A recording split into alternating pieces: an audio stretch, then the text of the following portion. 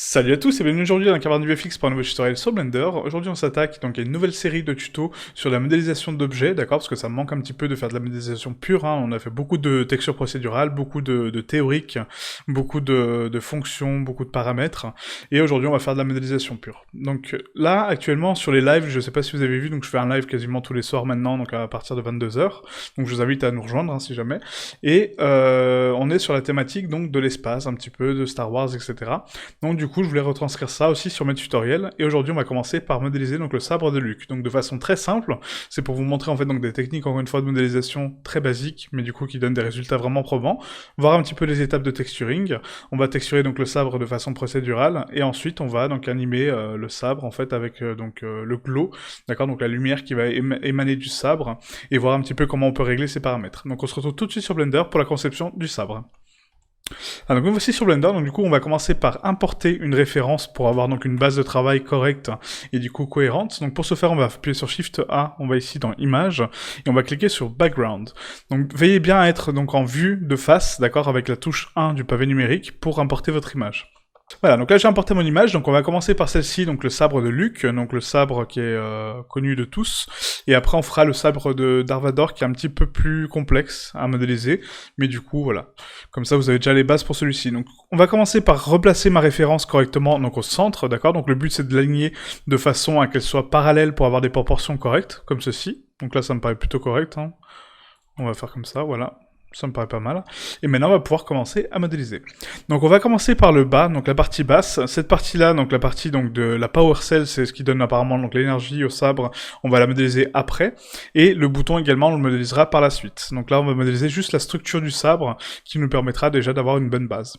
Donc pour ce faire, on va commencer par créer donc ici un mesh. On va créer un cylindre.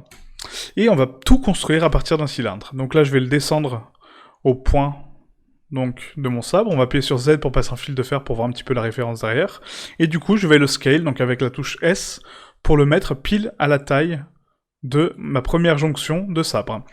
Donc là en fait on va appuyer sur S, Z pour le scale sur l'axe des Z uniquement, d'accord, donc sans modifier son axe X et Y, très important, et là on peut commencer à le placer correctement, sur la première pièce, hein. Donc comme ceci, hop.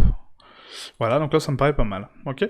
En sachant que donc mes lignes de vertex sont beaucoup plus, enfin mes arêtes sont beaucoup plus fines en fait hein, que la référence. Donc du coup vous fiez pas par rapport à toute la taille de référence, essayez de donner un côté vraiment personnel à votre modélisation.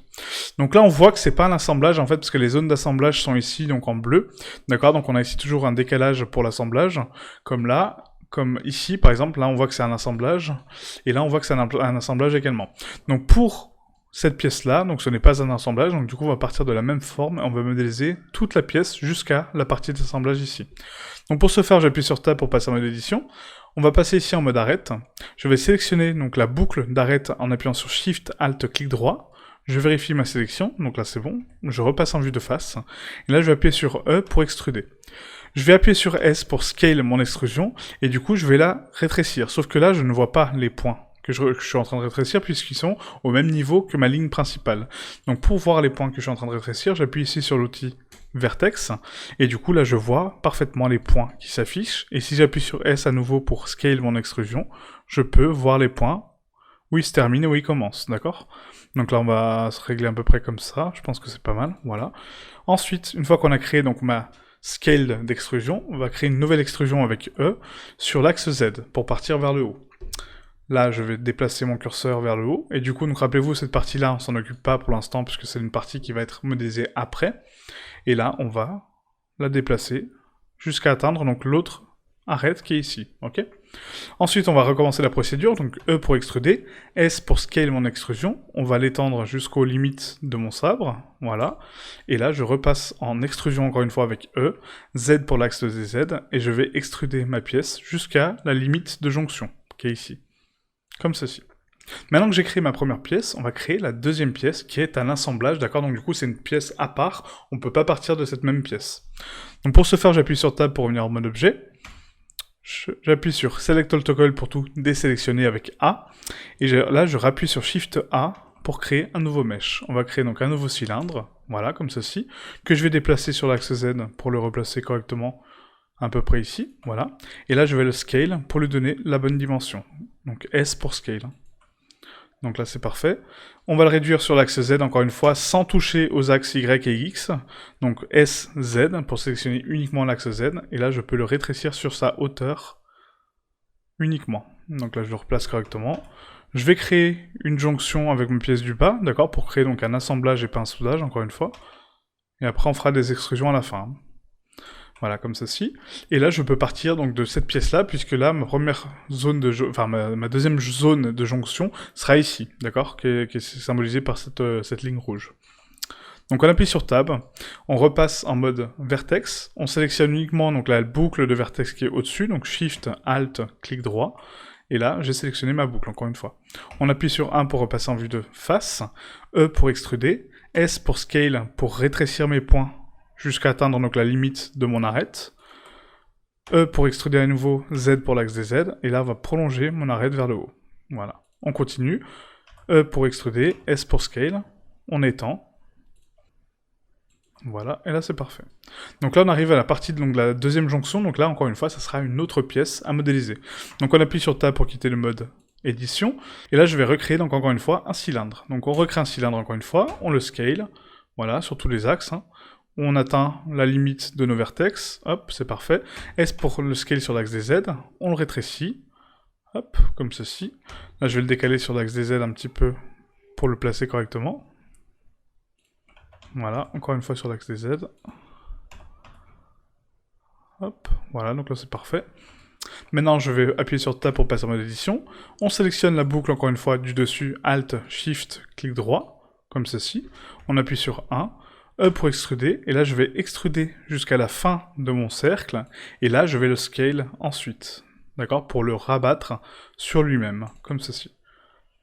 Donc là c'est parfait, et maintenant en fait on voit que donc ici j'ai une forme, pardon excusez-moi, ici j'ai une forme qui se répète donc plus d'une fois en fait, hein. Donc là au lieu de créer donc des instances qui seront pas du tout symétriques et du coup peut-être pas identiques en termes de taille, si on fait des extrusions et que du coup on joue avec la souris, on va plutôt créer une pièce, donc la première boucle ici, donc de façon indépendante, et ensuite on va appliquer un modificateur de tableau pour pouvoir la dupliquer, donc le nombre de fois qu'on souhaite, pour pouvoir la propager vers le haut. Donc pour ce faire, on va ici donc créer ma première boucle, à partir de celle-là, on va faire E pour extruder, on extrude vers le haut, on appuie sur S pour scale, on l'étend jusqu'aux bordures donc, de ma pièce, comme ceci.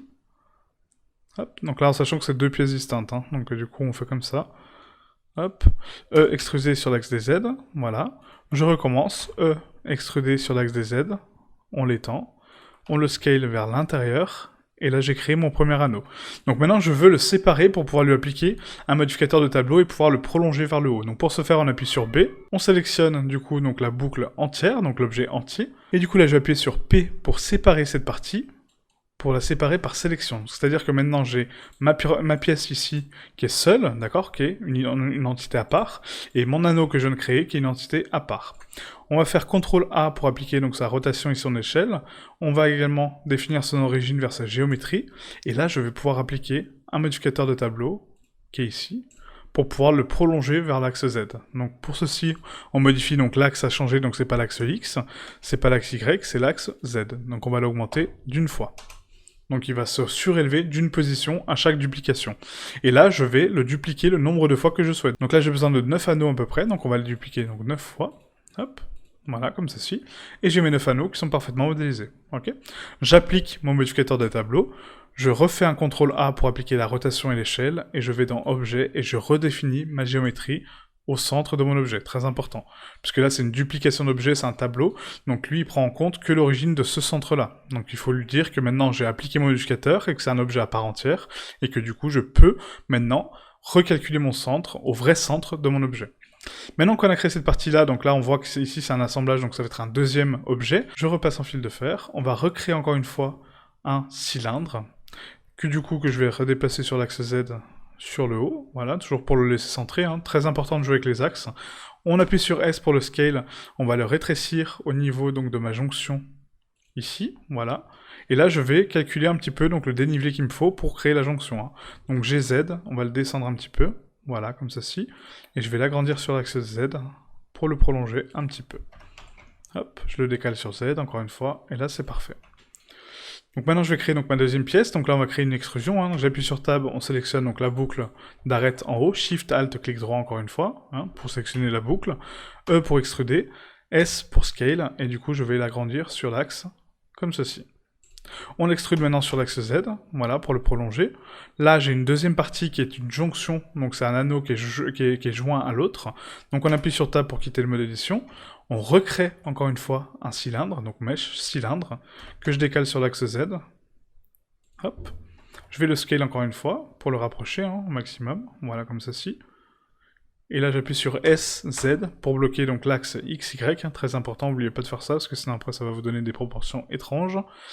Et là, on va le scale de façon correcte. Hop, donc là un tout petit peu plus encore. Voilà, comme ceci. Ok. Donc j'ai créé ma deuxième pièce, et maintenant on va créer donc encore une fois un autre cylindre.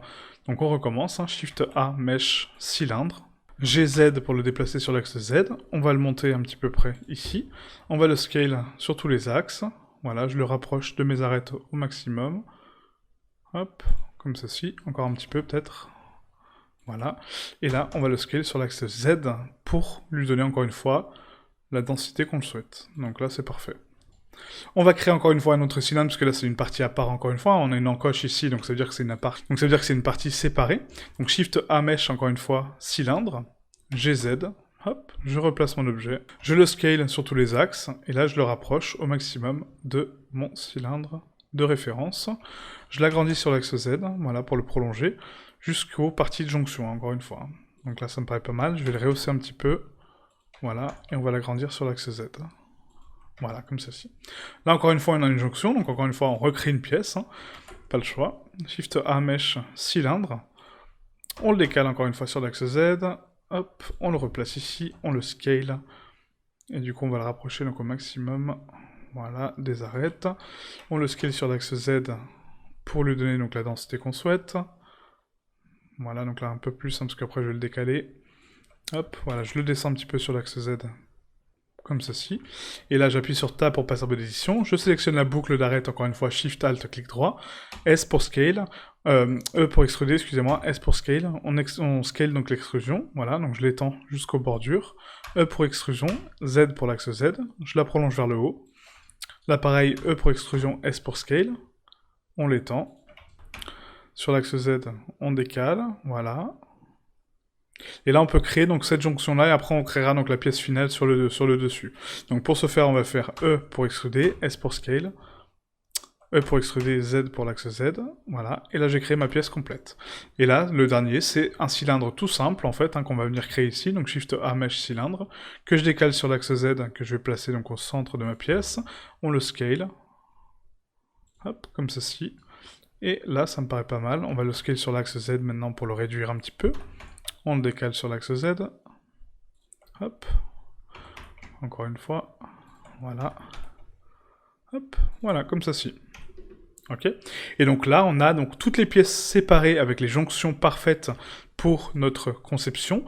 Et du coup, toutes les pièces qui sont modélisées. Donc mon sabre a sa forme d'origine et sa forme de base. Voilà, donc on a modélisé donc en quelques secondes, vous voyez, uniquement avec des cylindres, la forme de notre sabre.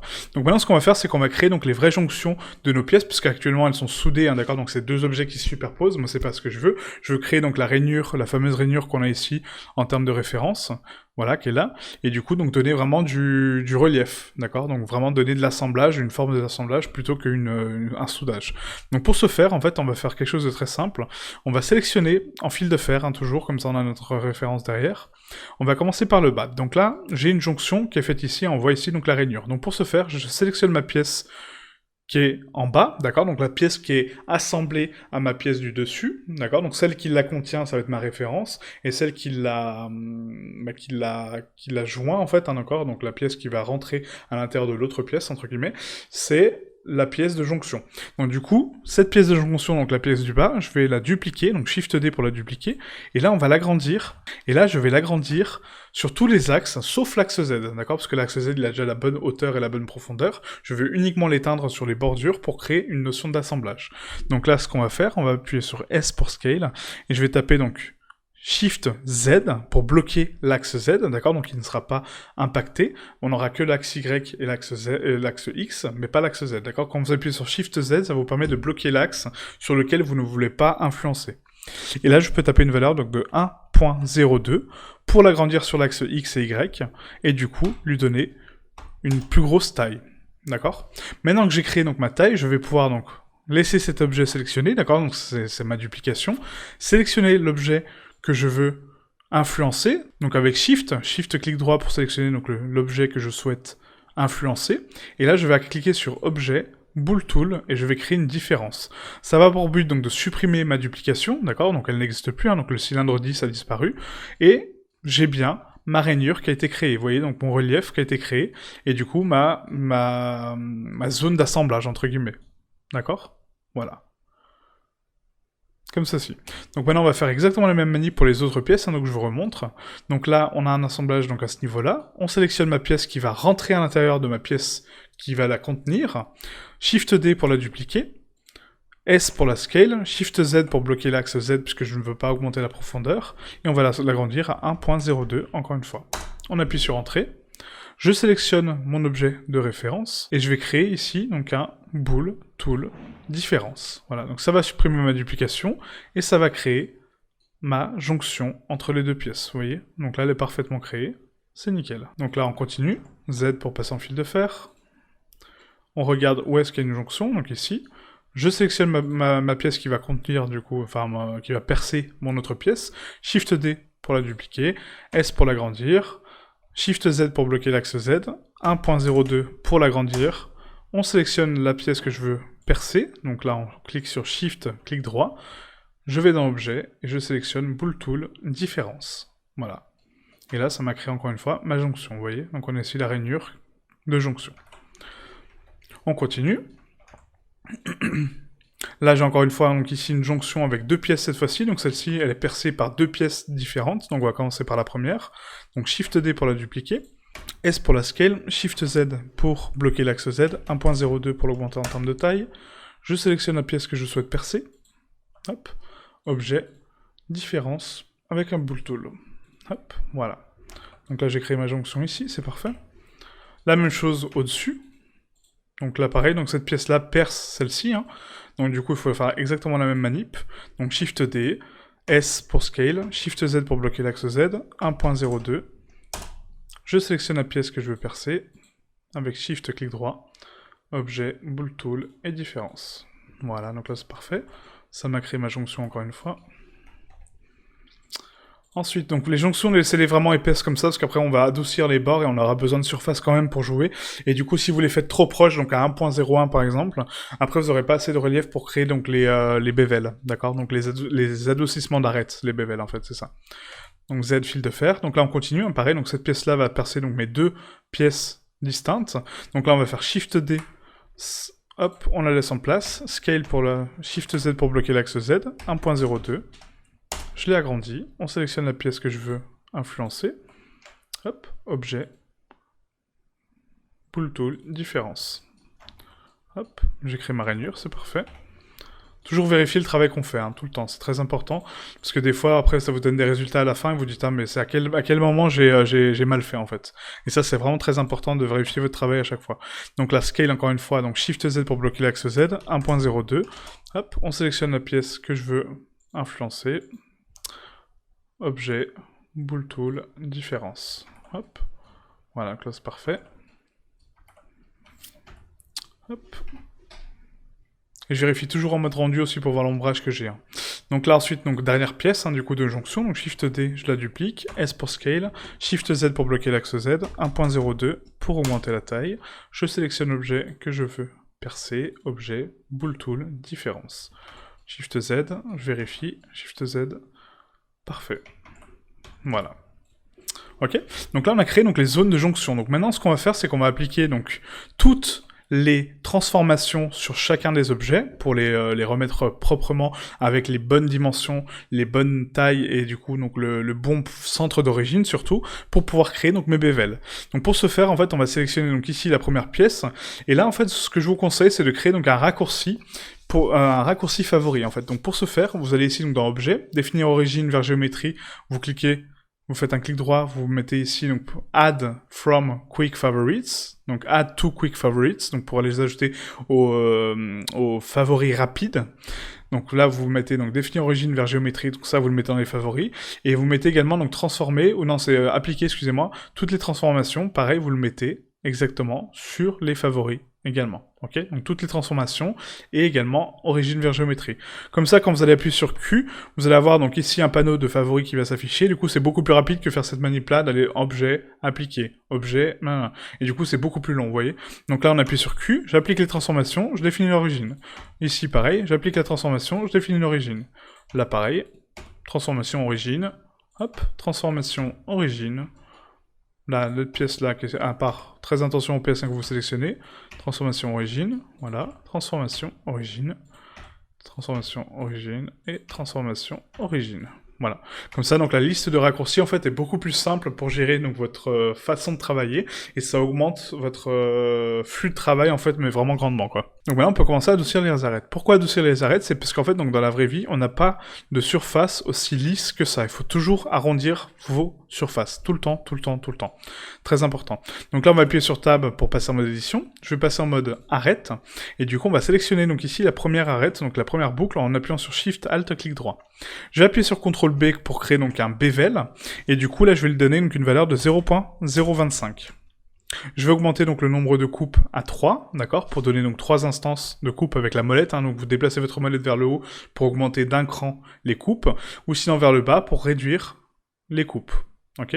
Donc moi je vais en mettre 3, comme ceci. Et je valide avec le clic gauche. Donc ensuite vous avez ici donc le panneau, si jamais vous vous êtes trompé, vous pouvez régler ici les segments. Moi j'ai fait volontairement donc une faute, donc là je vais enlever que 3, j'en veux pas 4, et le décalage est bien 0.025. Voilà, donc là c'est parfait.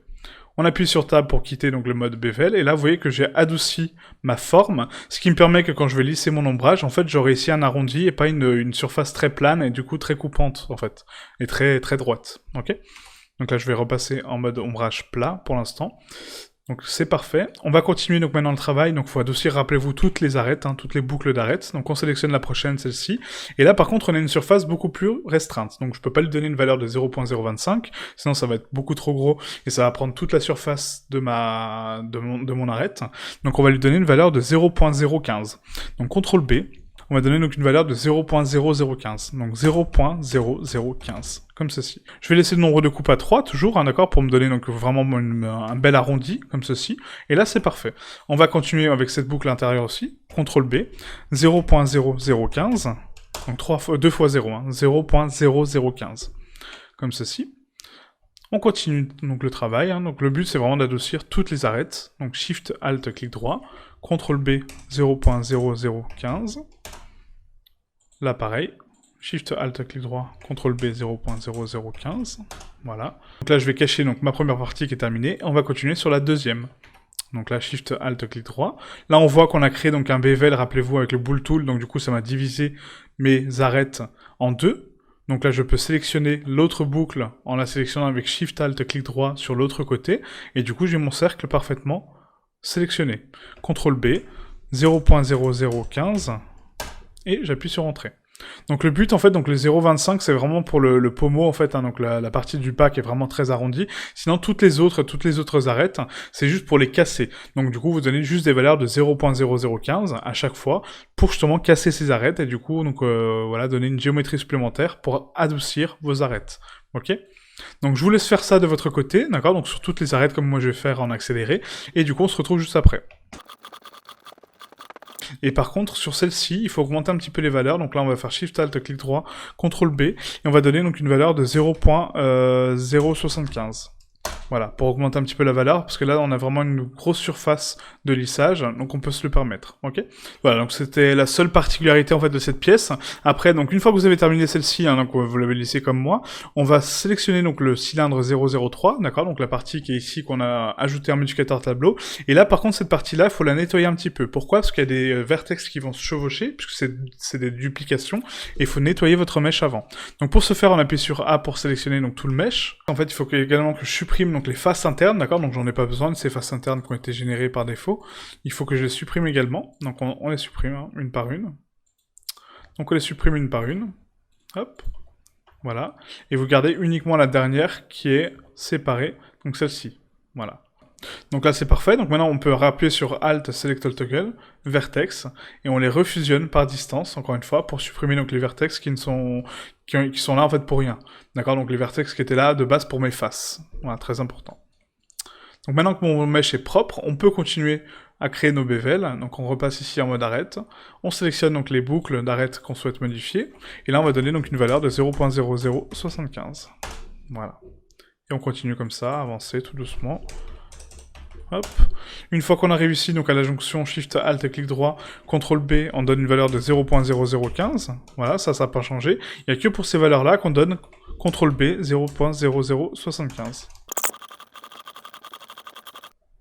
Ah, donc là j'ai terminé, donc du coup on va finir donc, cette boucle-là, hein, très important aussi. Hein.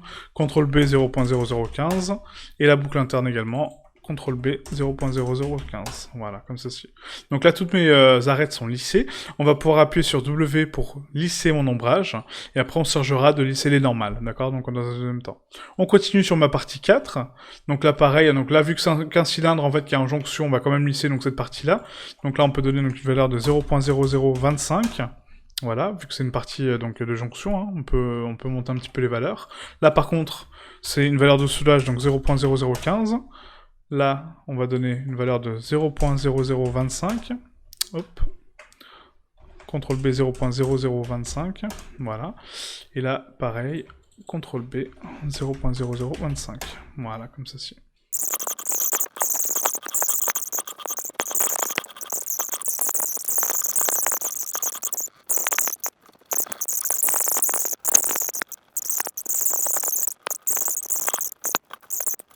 Voilà, donc voilà comment améliorer votre objet. Donc clairement, c'est très important cette étape-là, puisque du coup, ça va vous permettre donc de définir vraiment la qualité de votre objet et le détail en fait, hein, vraiment donc la quantité de temps que vous passez dessus est relative en fait au détail que vous voulez à la fin. Vous allez voir qu'après pour le texturing, on aura vraiment des beaucoup plus beaux résultats comme ça que si on aurait laissé l'objet brut sans casser les bordures, sans casser l'ombrage, sans recalculer donc le lissage des normales. C'est complètement différent. D'accord. Voilà, donc ça en était tout pour la vidéo d'aujourd'hui. Donc on a mesuré donc la base du sabre. Demain on fera donc le texturing et l'animation du sabre.